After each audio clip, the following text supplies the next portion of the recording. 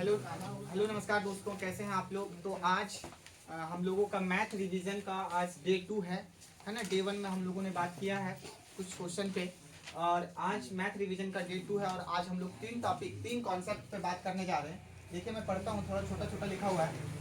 अभाज्य गुणनखंड विधि से एचसीएफ और एलसीएम ज्ञात कीजिए। पिछले डे 1 में हम लोगों ने ये चर्चा किया था कि अभाज्य गुणनखंड विधि से कैसे हम लोग एचसीएफ और एलसीएम निकाल सकते हैं। एचसीएफ और एलसीएम, ठीक है। तो ये इंपॉर्टेंट हो जाता है एग्जाम के पर्पज से।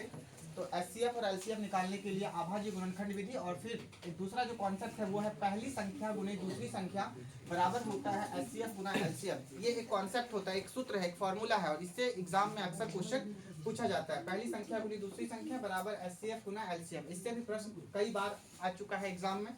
और एक तीसरा कॉन्सेप्ट आज हम लोग बात करेंगे कि सिद्ध करें कि दी गई संख्या क्या है अपरिमेय। जैसे √3 एक अपरिमेय संख्या है, सिद्ध करे। √5 एक अपरिमेय संख्या है, सिद्ध करे। √2 एक अपरिमेय संख्या है, सिद्ध करे, है ना। तो इस पर आज हम लोग बात करने जा रहे हैं, मतलब करने वाले हैं, ठीक है। तो धीरे धीरे करके हम लोग आएंगे यहाँ पे। तो पहला जो कॉन्सेप्ट है वो क्या है, देखो पहला कॉन्सेप्ट है अभाज्य गुणनखंड विधि से एचसीएफ और एलसीएम ज्ञात कीजिए। तो आज हम लोगों का जो पहला कॉन्सेप्ट है ना, वो क्या है, अभाज्य गुणनखंड विधि से एचसीएफ और एलसीएम ज्ञात कीजिए। मैं एक क्वेश्चन लेता हूँ यहाँ पर। एक क्वेश्चन एग्जाम में भी पूछा गया है कि आपके पास है 6, 8 और 22, 6, 8 और 22, है ना। कह रहा है कि इसका एचसीएफ और एलसीएम निकालिए। 6, 8 और 22 का क्या निकालना है, एचसीएफ और एलसीएम। हल नहीं करना आप लोग, एलसीएम। और किस विधि का प्रयोग करना है, किस विधि का प्रयोग करना है, तो अभाज्य गुणनखंड विधि का प्रयोग करना है। ये अभाज्य गुणनखंड विधि क्या होता है, सारे बच्चे देखो। सबसे पहले आप लोगों को यहाँ लिख लेना है 6, यहाँ लिख लो हल। 6, 8 और 22, है ना। सबसे पहले इसका अभाज्य गुणनखंड निकालो, मतलब इसको तोड़ो। अभाज्य गुणनखंड का मतलब क्या होता है, जो भी संख्या दी गई है उसको छोटा रूप में क्या कर दो, तोड़ दो, है ना। इसी को कहते हैं अभाज्य गुणनखंड, है ना। तो देखो, तो 2 से कितने बार में लग रहा है, 3 बार में। 2 से 8 कितने बार में आता है, 4 बार में। फिर 2 से 4 कितने बार में आता है, 2 बार में। फिर यहाँ लगाओ, 2 से कितने बार में, 11 बार में। अब ये नहीं लगता है। सारे बच्चे ध्यान से देखो, 6 का क्या क्या वैल्यू आया, 2 गुना 3। 8 का क्या क्या वैल्यू आया, 2 गुना 2 गुना 2, यही ना आया। और 22 का क्या क्या वैल्यू आया, 2 गुना 11, ठीक है। अब इसमें करना क्या है, 3 को संख्या है। अब देख लो कि ये तीनों संख्या में जो इसको छोटा रूप किए हैं, इसमें तीनों में क्या कॉमन आ रहा है। तीनों में एक जैसा जो कॉमन आ रहा है उसको कॉमन करेंगे। जैसे ऊपर 2 है, यहाँ भी 2 है और यहाँ भी 2। देखिए इसका ये 3 का यहाँ पे जोड़ा लगाना है, ठीक है। अब देखिए यहाँ 3 है, इसमें 3 है, इसमें 3 है, नहीं है। तो यानी 3 का जोड़ा नहीं लग रहा है, 3 का जोड़ा नहीं लग रहा है। 2 इसमें है और ऊपर नीचे कहीं है, नहीं है। मतलब केवल 2 का क्या लग रहा है, 3 का पेयर बन रहा है ना। 1 2 3, 3 तो 2 आ गया तीनों में, तो इसको पेयर लगा दिए क्योंकि 3 संख्या है। अब इसका क्या निकालना है, इसका निकालना है एचसीएफ। तो याद रखना एचसीएफ क्या होता है, जो तीनों में कॉमन लग जाए वही उसका क्या हो जाता है, एचसीएफ। इसका एचसीएफ क्या हो जाएगा, 6, 8 और 22 का 2। फिर इसका निकालने के लिए बोल रहा है आपको एलसीएम, हल्ला नहीं। एलसीएम कैसे निकलेगा, याद रखना, जो पेयर लग गया, 3 का जो जोड़ा लग गया, 3 ठो का, उसको 1 ठो लिख देंगे, 2 ऐसे। और जिसका जोड़ा नहीं लगा है उसको भी लिख देंगे। 3, 2, 2 और 11, सबको गुना में लिख दो। 3 गुना 2 गुना 2 गुना और 11, 2 तिया 6, 6 दूनी 12, 12 दूनी 24, 24 को 11 से गुना करो। तो 24 को 11 से गुना करोगे, 11 चौक 44 के 4 हाथ में 4, 11 दूनी 22 और 4 26, 264। देखिए इसका जो एचसीएफ आया वो कितना आया, 2 आया, और एलसीएम कितना आया, 64 आया। इतना अगर आप लोग एग्जाम में बना देते हो तो आपको कितने नंबर मिलेंगे, 2 नंबर। इसी पे मैं अभी एक क्वेश्चन और लेता हूँ, फिर इसमें मैं तुम लोगों को कुछ बनाने के लिए दे दूंगा। देखो जैसे कि मैं एक क्वेश्चन और ले रहा हूँ यहाँ पे, 9, 12 और 27। सारे बच्चे गौर से देखना, 9, 12 और 27, है ना। 3 संख्या का यहाँ पे एचसीएफ और एलसीएम निकालने के लिए बोल रहा है। और किस विधि से बोल रहा है, तो अभाज्य गुणनखंड विधि से बोल रहा है। ध्यान से देखना, करना क्या है, कुछ नहीं करना है। सबसे पहले लिखना है हल, और हल लिखने के बाद यहाँ पे 9 लिखिए, 12 लिखिए और 27 लिखिए, ऐसे। फिर सबका कीजिए अभाज्य गुणनखंड। अभाज्य गुणनखंड का मतलब क्या होता है, अभाज्य गुणनखंड का मतलब होता है कि जो भी संख्या दी गई है उसको बना दीजिए छोटा, मतलब उसको छोटा कर दीजिए। तो 3 से इसको तोड़ दीजिए। 3 का पहाड़ा में 9 कितने बार में आता है, 3 बार में। फिर इसको 2 से लगाइए, अगर 2 से लग रहा है तो 2 से लगाइए, 3 से लग रहा है तो 3 से लगाइए, ऐसे 4 से लग रहा है तो 4, 5 से लग रहा है तो 5 से, ऐसे करिए। 2 से कितने बार में, 2 का पहाड़ा में 12 कितने बार में आता है, 6 बार में। फिर 2 का पहाड़ा में 6 कितने बार में आता है, 3 बार में, 2 3 6। फिर इसको लगाइए 3 से, 2 से नहीं लगेगा तो 9 बार में। फिर इसको लगाइए 3 से, ऐसे करके। चलिए ध्यान से देखिएगा, 9 का क्या क्या आया, 3 गुना 3। 12 का क्या क्या आया, छोटा रूप, 2 गुना 2 गुना 3। और 27 का क्या क्या आया, 3 गुना 3 गुना 3। सारे बच्चे गौर से देखना, ऐसे करके। अब देखो ये तीनों में एक जैसा कुछ कॉमन हो रहा है। क्या कॉमन हो रहा है, यहाँ से 3, यहाँ से 3, यहाँ से 3, तीनों में 3 आ रहा है। ठीक है जी। अच्छा यहाँ पे 3 है, अब यहाँ पे 3 बचा नहीं, यहाँ पे 3 है, एक जगह और 3 बचता तो हम उसको क्या कर लेते, कॉमन कर लेते, लेकिन 3 वहाँ पे नहीं बचा। तो इसका जो एचसीएफ हो जाएगा वो क्या हो जाएगा, केवल एक ठो का जोड़ा लगा है, केवल 3 3 3 का, तो इसका एचसीएफ क्या हो जाएगा, 3। अच्छा इसका एलसीएम क्या हो जाएगा, इसका एलसीएम क्या हो जाएगा बताओ, इसका एलसीएम क्या हो जाएगा, ये जो जोड़ा लगा हुआ है 3 का, इसको लिख दो। और क्या लिखना है, बाकी जिसका जोड़ा नहीं लगा, जिसका जोड़ा नहीं लगा उस सबको लिख देना। लेकिन यहाँ ध्यान देना, अगर एलसीएम निकाल रहे हो तुम लोग, तो यहाँ पे एलसीएम में एक चीज का फोकस करना, एक चीज का ध्यान रखना कि अगर एलसीएम में 2 संख्या का भी जोड़ा लग जाए तो उसको भी जोड़ा लगा के एक ठो लिखें। एलसीएम में देखो, एचसीएफ में 3 3 का जोड़ा लगाएंगे, तीनों में कॉमन होना चाहिए। लेकिन एलसीएम क्या होता है कि एलसीएम में अगर 2 जगह भी कहीं जोड़ा लग जाए, 2 संख्या का भी अगर कॉमन बन जाए, जोड़ा लग जाए, तो उसको भी क्या लगा देंगे, जोड़ा लगा देंगे। जैसे कि देखो यहाँ पे 1 3 है, यहाँ पे भी क्या है 1 3 है, तो ये 2 ठो का क्या लग गया, जोड़ा लग गया, तो 1 ठो उतारेंगे। क्या ठो उतारेंगे एलसीएम में, 1 ठो।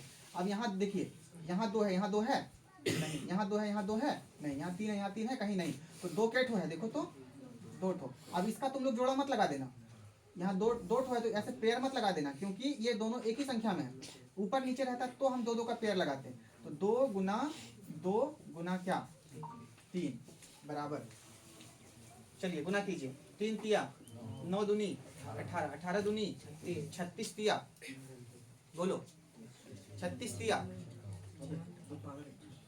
गुना करो जल्दी, 36 तिया 108। तो इसका एलसीएम कितना आ गया, 108 है ना। तो ये तुम्हारा यहाँ पे इस तरह का कॉन्सेप्ट है। इसमें एक क्वेश्चन मैं और बता के तुम लोगों को फिर इसमें क्या दे दूंगा, HW है ना। देखो यहाँ पे एक बार देख लो अच्छे से, इसको छाप लो, ठीक है। चलिए इसमें एक कॉन्सेप्ट मैं आप लोगों को और बता देता हूँ, मतलब एक क्वेश्चन और, मान लो एक क्वेश्चन और है, अभाज्य गुणनखंड विधि से आपको एचसीएफ और एलसीएम निकालना है। और यहाँ पे जो क्वेश्चन है वो है 26 और 91 है ना, 26 और 91। इसका क्या निकालना है, एचसीएफ और एलसीएम, किस विधि से, अभाज्य गुणनखंड विधि से। बाबू देखो सारे बच्चे देखना, छापना मत अभी। देखो यहाँ पे 26 को और 91 को छोटा करो, है ना, छोटा करने को ही कहते हैं अभाज्य गुणनखंड। 2 से देखो लग रहा है कितने बार में, 13 बार में। कितने बार में लग रहा है, 13 बार में, ठीक है। तो इसको लगा दें, क्या 13 और किसी पहाड़ा से लगता है, नहीं। 91 को लगाओ, 7 से 13 से 30 91, अब ये नहीं लगेगा, है ना। तो 26 में क्या क्या आया देखो तो, 2 गुना 13, और 91 में क्या क्या आया देखो तो 7 गुना 13। देखो बाबू दोनों में क्या पेयर हो रहा है, 13 और 13, तो इसका एचसीएफ क्या हो जाएगा 13, और एलसीएम क्या हो जाएगा 2। देखो जिसका पेयर लग गया उसको एक बार लिख दो, और गुना कितना 7, और गुना कितना 2 है ना। देखो 7 दूनी 14, 14 गुना 13 करोगे कितना आएगा, बोलो 13 सत्ती 91, और 91 को 2 से गुना करो 182, कितना आ गया 182। देखो ये तुम्हारा जो है वो अभाज्य गुणनखंड विधि से ये बन गया, ठीक है। तो इसी तरह का कुछ होमवर्क है ना, उसको तुम लोग नोट कर लेना, ठीक है। मैं दे देता हूँ, HW में तुम लोग नोट कर लेना, HW में तुम लोग एक बार बना लेना, ठीक है। जैसे कि मैं आप लोगों को दे देता हूँ,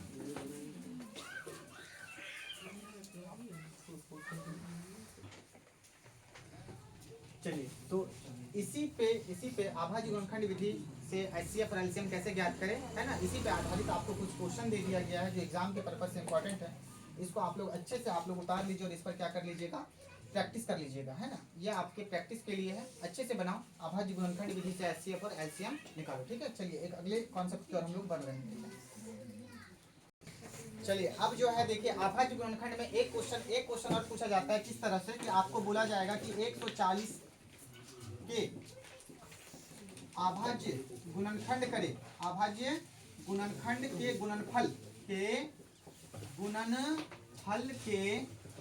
रूप में व्यक्त करे। ऐसे एग्जाम में क्वेश्चन पूछा भी गया है कि आप जो है 140 का क्या निकालिए, अभाज्य गुणनखंड, और उसको गुणनफल के रूप में व्यक्त कीजिए। यहाँ पे एचसीएफ निकालने नहीं बोला है, आपको एक संख्या दे दिया है 140, ऐसे ही आपको दे देगा 156, ऐसे ही आपको दे देगा 5005, है ना, और कहेगा कि इसका क्या निकालिए, इसका जो है अभाज्य गुणनखंड निकालिए, और अभाज्य गुणनखंड को किस रूप में व्यक्त कीजिए, गुणनफल के रूप में व्यक्त कीजिए। देखो कैसे निकलेगा। यहाँ पे मान लो मैंने 3 क्वेश्चन लिया है, 156, 140 और 5005, ये 3 क्वेश्चन लिया हूँ। इसका मैं क्या निकालूंगा अभी, अभाज्य गुणनखंड, और इसको गुणनफल के रूप में दिखाऊंगा, 2 नंबर मिलेंगे। इस तरह के एग्जाम में क्वेश्चन पूछे जाते हैं, है ना, एकदम इसी तरह से पूछे जाएंगे, गुणनफल के रूप में व्यक्त कीजिए। देखो बाबू, सबसे पहला क्वेश्चन मैं लेता हूँ 140, इसका निकालिए अभाज्य गुणनखंड। 2 से कितने बार में, 2 से कितने बार में, 2 से लगेगा, 5 से कितने बार में, 7 बार में। देखो 140 का क्या क्या आया, 2 गुना 5 गुना 7। बाबू इसका गुणनफल के रूप में व्यक्त करना है। देखो यही है गुणनफल के रूप में, ये व्यक्त हो गया, ये क्या हो गया, व्यक्त हो गया। लेकिन एक लाइन और बढ़ा दो, 2 क्या है, तो 2 का क्या कर दो, स्क्वायर, गुना 5 गुना 7, ये आपका आंसर आ गया। इतना ही करना है। अभाज्य गुणनखंड में तोड़ो और इसको क्या कर दो, गुणनफल के रूप में व्यक्त कर दो। जैसे कि मैं एक क्वेश्चन और लेता हूँ, क्या है 156। देखो मैं 156 को कैसे यहाँ बनाता हूँ, देखो सारे बच्चे गौर करना, 156 है तो यहाँ लिखेंगे 156। 2 से कितने बार में लगाओ, कितने बार में, 78 बार में। 2 से कितने बार में, 2 तिया 6 और 2 नमा 18। फिर 3 से कितने बार में, 13 बार में। यानी 156 का क्या क्या आया, देखो तो 2 गुना 3 गुना 13। देखना 2 क्या ठो है, 2 ठो, 2 का स्क्वायर गुना 3 गुना 13, बस ये इसका क्या हो गया आंसर। जैसे कि एक क्वेश्चन और पूछ सकता है आपसे, 5005 को अभाज्य गुणनखंड निकालिए इसका, और इसको फिर गुणनफल के रूप में व्यक्त कीजिए। किस रूप में व्यक्त कीजिए, गुणनफल के रूप में। तो कैसे क्या करोगे, तो 5005 को भागा लगाओ, अभाज्य गुणनखंड करो 5 से कितने बार में, 1 बार में। कितने से लगेगा, 7 से। कितने से लगेगा, 7 एकम 7, 10 में 7 गया, कितना बचा, 3 और 0, 30 हो गया, 7 चौक 28, बचा 2 और 1 21, कितना हो गया, 7 तिया 21। अब ये लगेगा क्या, अब ये लगेगा 13 से 13 एकम 13, ठीक है। 11 से भी लग सकता है, 11 से पहले 11 से ही लगाओ, 11 से 11 एकम 11, 14 में 11 चला गया, कितना बचा, 3 और 3 33, 11 तिया 33। अब ये नहीं लगेगा, मतलब 5005 को जब हमने तोड़ा तो क्या क्या आया, देखो तो 5 गुना 7 गुना 11 गुना 13। तो इस तरह का अगर एग्जाम में क्वेश्चन आ जाए तो आप लोग इसको बना लेना। इसमें मैं कुछ तुम लोगों को प्रैक्टिस के लिए दे देता हूँ HW में, ठीक है। गुणनफल के रूप में व्यक्त करना है, गुणनफल के रूप में व्यक्त करना है, गुणनफल के रूप में व्यक्त करना है। देखिए 56, 120, 204, 505, ठीक है, 182, 322, ठीक है। ये कुछ क्वेश्चन है, इसको आप लोग गुणनफल के रूप में व्यक्त कर लीजिएगा, ये आपके लिए इंपॉर्टेंट है। इस तरह के क्वेश्चन आपसे एग्जाम में पूछा जा सकता है, बस गुणनफल के रूप में व्यक्त करो और उसको लिख दो, ठीक है। तो ये जरूरी है, चलो इसको जल्दी से नोट कर लो आप लोग।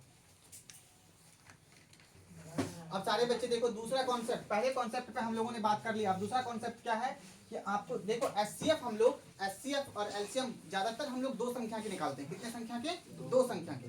तो याद रखना, पहली संख्या दे दिया जाएगा, दूसरी संख्या दे दिया जाएगा, और एचसीएफ और एलसीएम निकालना होता है। ऐसे करके सारे बच्चे ध्यान से देखो, एचसीएफ एलसीएम, पहली संख्या दूसरी संख्या, 4 चीजें मेरे पास होती हैं। कितनी चीजें, 4। अब ये चारों में एक को गायब कर देगा, किसी एक को क्या कर देगा, गायब, और आपको 3 चीजें दे दिया जाएगा और कहा जाएगा कि चौथी चीज निकालो। जैसे कि देखो यहाँ पे सारे बच्चे देखो क्या है कॉन्सेप्ट, देखो पहली संख्या गुना दूसरी संख्या बराबर क्या होता है, ये एक फॉर्मूला है, एचसीएफ गुना एलसीएम, ठीक है। ये एक फॉर्मूला है, ये क्या है बाबू, एक सूत्र है, और इससे अक्सर एग्जाम में क्वेश्चन पूछा जाता है। देखो पहली संख्या को तुम मान लो ए, क्या मान लो ए, और दूसरी संख्या को तुम क्या मान लो, यानी पहली संख्या ए दूसरी संख्या बी, तो ए गुना बी किसके बराबर होगा, याद रखना एचसीएफ गुना एलसीएम के, एचसीएफ गुना एलसीएम के बराबर होगा। तो ये चारों चीज देखो क्या रिलेशन है, कुछ रिलेशन नहीं है यहाँ पे, ध्यान से देखो, बहुत सिंपल रिलेशन है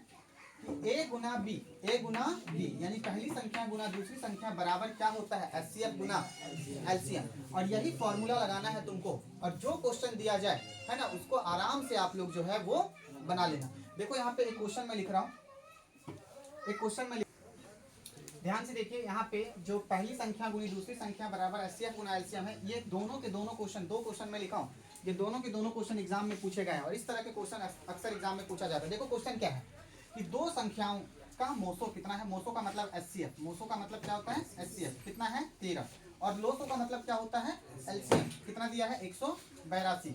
यदि उनमें से एक संख्या कितना है 26 है, तो आपको क्या निकालना है दूसरी संख्या। सारे बच्चे गौर से देखना, दो संख्याओं का मोसो कितना है 13, लोसो कितना है 182, यदि उनमें से एक संख्या कितना है 26, तो दूसरी संख्या आपको ज्ञात करना है। सारे बच्चे गौर करना, सबसे पहले आप लोगों को लिखना है फॉर्मूला, ए गुना बी बराबर क्या होता है बाबू, एचसीएफ गुना एलसीएम। फिर यहाँ पे देखो, ए को हम लोग बोलते हैं पहली संख्या, क्या बोलते हैं पहली संख्या या एक संख्या, पहली संख्या या, और देखो यहाँ पे दिया गया है एक संख्या कितना है 26, तो यहाँ क्या लिख देना है 26 गुना, आपको दूसरी संख्या क्या करना है ज्ञात करना है, तो दूसरी संख्या निकालना है, यानी हमको क्या निकालना है बी बराबर एचसीएफ, या एचसीएफ का मतलब मोसो, मोसो कितना है 13 गुना एलसीएम का कितना दिया है 182, ये बिठा दो। क्या ये बात समझ में आई? आपको ये फॉर्मूला सबसे पहले लिखना है, इस तरह का क्वेश्चन जब भी आए तो इस तरह से बिठा देना है, ठीक है। 26 देखो बराबर के इस बार क्या चीज में है गुना में, उधर जाएगा तो बटा में, यानी इधर क्या बचेगा बी। सारे बच्चे ध्यान से देखना, यहाँ पे 13 गुना कितना 182 है, और 26 इधर गुना में, उधर जाएगा तो बटे में, है ना। यहाँ पे 26 आप लोग लिख दो, ठीक है, आ रहा है। देखो यहाँ पे 13 से ये 26 ऊपर नीचे कटता है, 13 से 26 कितने बार में कट गया 2 बार में। देखो 2 से 182 भी कट जाता है ना, 2 नमा 18, 2 एकम 2, यानी बी का जो वैल्यू आ गया वो कितना आ गया 91, यानी हमारी जो दूसरी संख्या आ गई वो क्या आ गई बताओ। अतः क्या लिखेंगे हम लोग, दूसरी संख्या बराबर कितना 91, और ये अगर तुम लोग बना देते हो तो तुमको एग्जाम में नंबर अच्छे मिल जाएंगे, ठीक है। तो ये इस तरह से बनेगा। एक क्वेश्चन मैं और लेता हूँ, देखो यहाँ पे क्वेश्चन क्या पूछा गया है कि दो संख्याओं का मोसो कितना है, दो संख्याओं का मोसो कितना है, दो संख्याओं का मोसो कितना है बताओ 18, तथा उनका गुणनफल। ए बच्चा सुनो, दो संख्या है और दो संख्या का मोसो यानी एचसीएफ कितना दिया गया है 18, और फिर क्या बोला उनका गुणनफल, तो किसका गुणनफल याद रखना, संख्याओं का गुणनफल, संख्याओं का गुणनफल कितना है 12,960, 12,960, तो हमें क्या निकालना है उनका लॉसो। सारे बच्चे गौर से देखो, फॉर्मूला क्या होता है ए गुना बी बराबर एचसीएफ गुना एलसीएम, इस फॉर्मूला को याद रखना, यही तुम्हारा बेसिक फॉर्मूला है।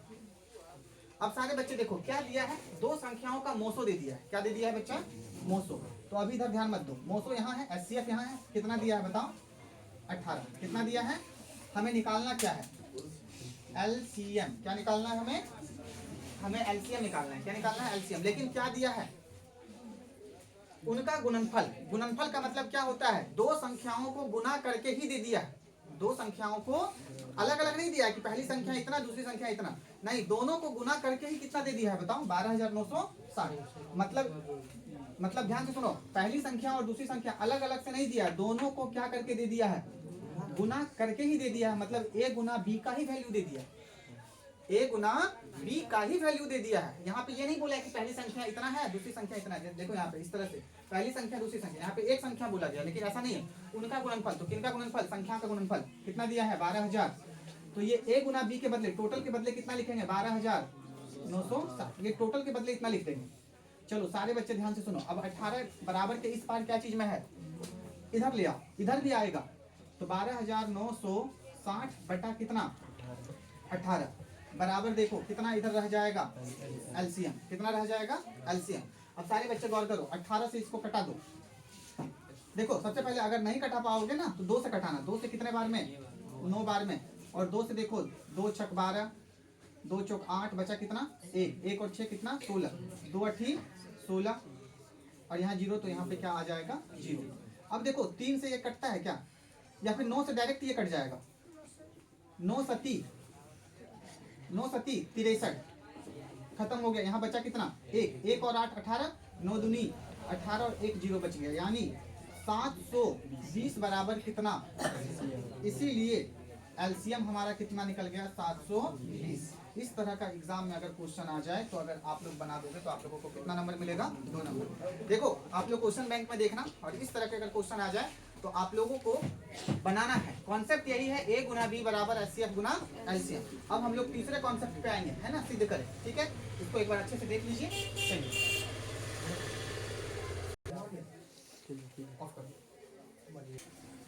अब देखिए आप लोगों के एग्जाम में ये तीसरे कॉन्सेप्ट पे क्वेश्चन पूछा जाएगा। कॉन्सेप्ट क्या है, सारे बच्चे गौर से देखिए। सिद्ध करें कि दी गई संख्या क्या है अपरिमेय।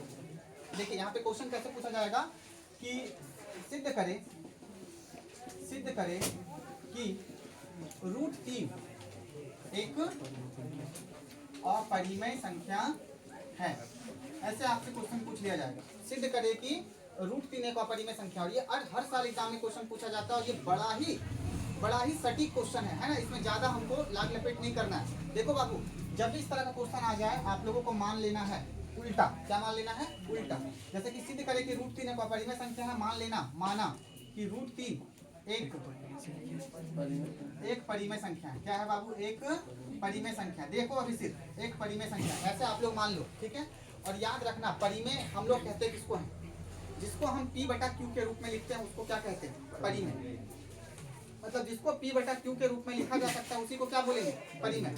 और √3 अभी क्या है, परिमेय। तो हम √3 को क्या लिख सकते हैं, √3 बराबर P/Q। अगर √3 हमारा परिमेय संख्या है तो √3 को हम क्या लिख सकते हैं, P/Q। क्या लिख सकते हैं, P/Q। और देखो यहाँ पे इतना करने के बाद आप लोगों को करना क्या है, दोनों तरफ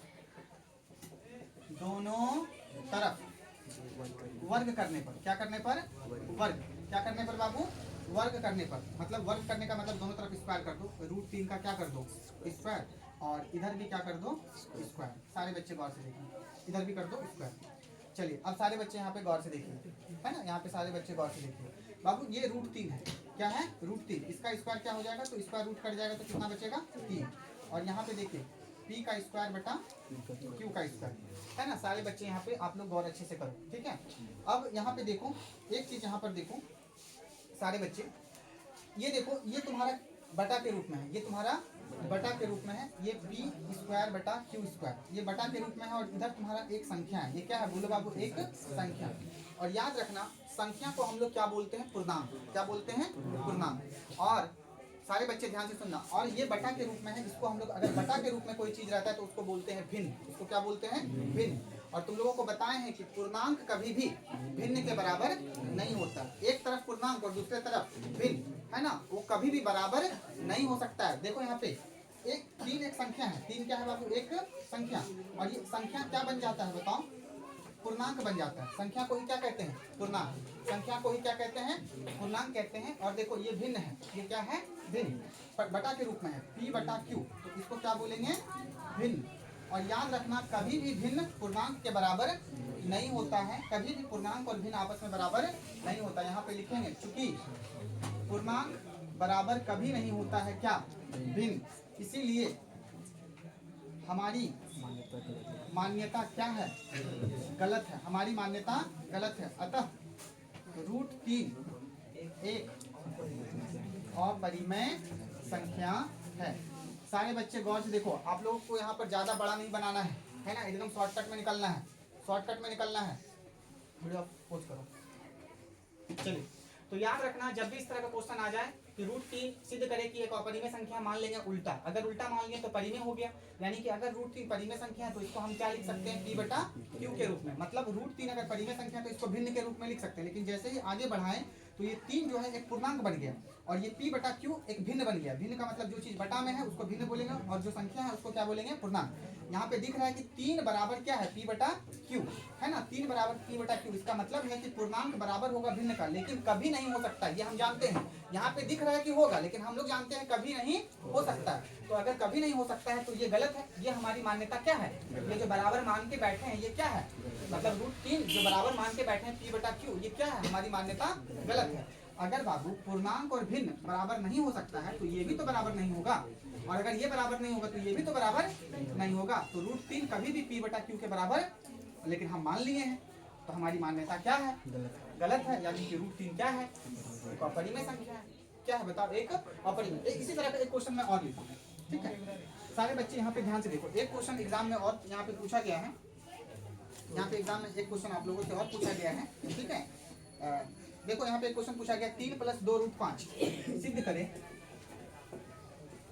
करे कि 3 + 2 √5 एक अपरिमेय संख्या है। बाबू देखो कैसे क्या करना है, आपको सिद्ध करना है कि 3 + 2 √5 एक अपरिमेय संख्या। तो आप इसका उल्टा मान लो, माना 3 + 2 √5 एक, बोलो, एक परिमेय संख्या। ऐसे आप लोग मान लें। अगर ये परिमेय संख्या है तो इसको हम क्या लिख सकते हैं? 3 + 2 √5 किसके बराबर लिख सकते हैं बताओ? बोलो ना, p बटा q के बराबर। किसके बराबर लिख सकते हैं? p बटा q के बराबर। p बटा q के बराबर लिख सकते हैं, है ना? तो यहाँ पे सारे बच्चे गौर से देखो, 3 इधर क्या चीज में उधर जाएगा तो यानी 2 √5 बचा, और p बटा q, और बताओ यहाँ पे 3 इधर प्लस में उधर जाएगा तो माइनस में। 2 इधर क्या चीज में? बोलो, गुना में। उधर जाएगा तो बटा में। यानी यहाँ पे देखो सारे बच्चे, इधर 2 गुना में है, उधर जाएगा तो बटा में। यानी इधर p बचेगा और यहाँ क्या आ जाएगा बताओ? 2q। लेकिन गुना में इसके साथ भी जाएगा और गुना में इसके साथ भी जाएगा, है ना? और नहीं तो ऐसे कर देना, यहाँ पे देखो p बटा क्या है? q है ना? तो ये 2 इधर गुना में उधर जाएगा तो बटा में। क्या चीज में आ गया? बटा में, है ना? और नहीं तो ऐसे कर देना। देखो यहाँ पे इसको थोड़ा सा और यहाँ पे बेसिक तरीके से बना दो। जब भी इस तरह का क्वेश्चन पूछा जाए, दोनों तरफ क्या कर दो? वर्ग। क्या कर दो? दोनों तरफ वर्ग करने पर। चलिए, तो 3 + 2 √5 है, इसका क्या कर दीजिए? स्क्वायर। और यहाँ भी क्या कर दीजिए? p बटा q का स्क्वायर। अब आप लोगों को a + b का होल स्क्वायर आता है?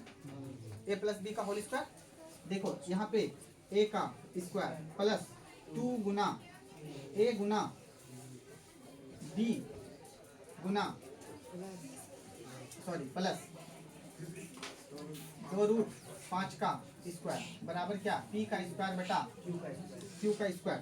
3 तिया 9, 2 तिया 6, 6 दूनी 12 √5 बराबर देखो 2 दूनी 4, 4 पंचे 20। √5 का स्क्वायर तोड़ दिए तो 5 हो गया और यहाँ 4 हो गया, तो 4 पंचे 20 बराबर कितना? p का स्क्वायर बटा q का स्क्वायर। जोड़ दीजिए, 20 और 9 कितना हो गया? 29 प्लस 12 √5 बराबर कितना? p का स्क्वायर बटा q का स्क्वायर। 29 को उधर भेज दीजिए, 29 को उधर भेज दीजिए, 29 को उधर भेज दीजिए। और अगर नहीं भेजना चाहते हैं तो यहीं से लिख दीजिए, है ना? यहीं से लिख दीजिए कि इसको क्या, ये एक संख्या है, ये पूरा क्या है बताओ? एक संख्या है ना? इसको हम लोग क्या मान लेंगे? इसको क्या मान लेंगे बताओ? पूर्णांक। और इसको क्या मान लेंगे? भिन्न।